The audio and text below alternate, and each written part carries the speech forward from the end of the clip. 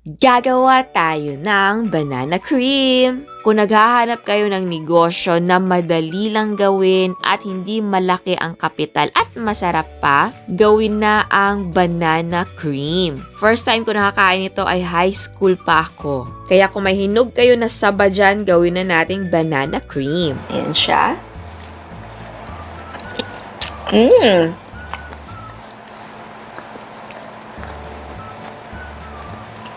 Napakasimple lang nito. So, unahin na muna natin i-boil yung ating mga saging. Tapos, gawin natin yung ating cream mixture.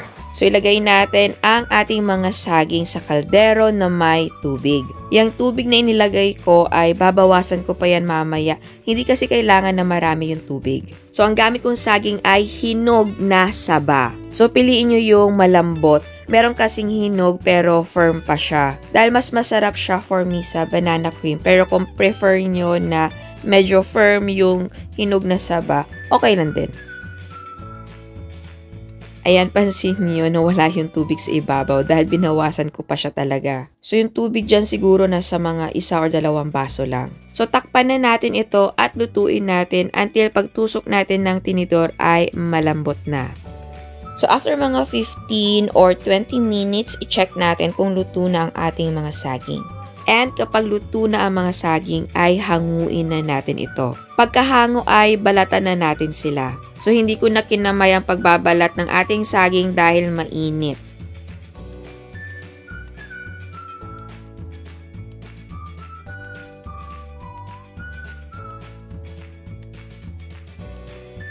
Eto na lahat ang nabalatan natin na saging. Itabi na muna natin yan at gawin natin ang sauce. Sa ating bowl ay maglagay tayo ng evaporated milk. Maglagay tayo ng konting cornstarch. Tapos ay i-mix natin yan na mabuti until matunaw ang cornstarch. Dito naman sa ating pan or maliit na kawa, magtunaw tayo ng margarine or margarine, and yes, pwedeng gumamit ng ibang brand. Kahit yung ordinary na margarine pwede. Pagkatunaw ay ibusa din natin dito yung ating evaporated milk na may cornstarch. Tapos ay maglagay tayo ng all-purpose cream at maglagay din tayo ng condensed milk. Haluin natin yan na mabuti para ma-incorporate lahat ng ating mga sangkap. Ayan, nahalo na natin siya na mabuti. So, continuous lang yung ating paghahalo until maging malapot yung ating mixture. Hindi naman sobrang lapot yung hanap natin ha, yung tama lang. And ayan, malapot na siya. So, maglagay tayo ng konting vanilla essence. So, imix na muna natin yan at ilagay na natin ang ating saba. So, haluin natin yan para ma-coat ang saging ng ating creamy sauce. Ayan, so pagka-mix natin, eto naman ay optional, tatanggalin ko yung ating mga saba. So, matitira dyan again ay yung ating creamy na sauce. Kasi ang gusto ko, una nating ilagay sa container ay saging, tapos tsaka natin ilagay yung ating creamy na sauce. So, ito yung gagamitin ko na container. Ilagay na natin dito yung ating saging. So, 4 yung ilalagay ko para sa isang container. And then, maglagay tayo ng ating creamy na sauce. And then, mag-grate tayo ng ating keso. Kung gusto nyo mas maraming cheese, go! Tapos ay ipagpatuloy lang natin ang pagpapack ng ating mga saging. Again, sa container, pwedeng kahit ano. At ayan, eto na ang ating negosyong banana cream. Ayan, so tikman na natin. Oh my God, na-miss ko to. Alam nyo ba, first time ko makatikim nito ay high school ako. Pinibenta siya sa kantin namin. At yung isa nito ay 5 pesos. Nakalimutan ko na, pero basta ganun. Ayan, so tikman na natin. Ayan siya.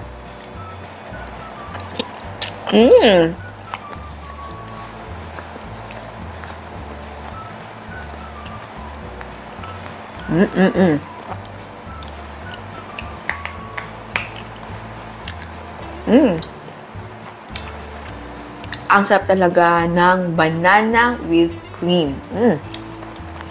And for me, masarap yung cheese na gagamitin mo ay Eden. Ewan ko, pero gustong-gusto ko yung lasa ng Eden. Hindi siya yung parang, hindi dry yung dating niya. Basta masarap yung lasa ng Eden. So, perfect siya sa ganitong dessert. At kung gusto nyo damihan yung cheese, yes, dahil, diba, maganda yung matamis at tapos lagyan mo ng konting alat para balanse yung lasa. And, alam nyo, may natikman din ako, yung saging na may gata, pero may cream din. Gusto ko din gawin yon. And again, ngayong summer, kung naghahanap kayo ng negosyo na madali lang, mura lang, magandang pang negosyo to ngayong summer. Lalo na sa mga naghahanap ng mapagkakakitaan, gustong makasave. So, pwedeng ito yung gawin mong negosyo. So, ayan, sana gustuhan nyo ang recipe natin ngayon. Ciao! So, pwede mo ibenta ng 50 to 60 pesos ang isang container. Again, ang selling price ay magdidepende kung magkano ang mga presyo ng mga sangkap sa inyo. At sa mga hindi pa nakasubscribe, please subscribe sa ating YouTube channel and please click the notification bell and please click all para ma-notify kayo sa lahat ng uploads. And please don't forget to like our Facebook page and follow us on Instagram. Thank you!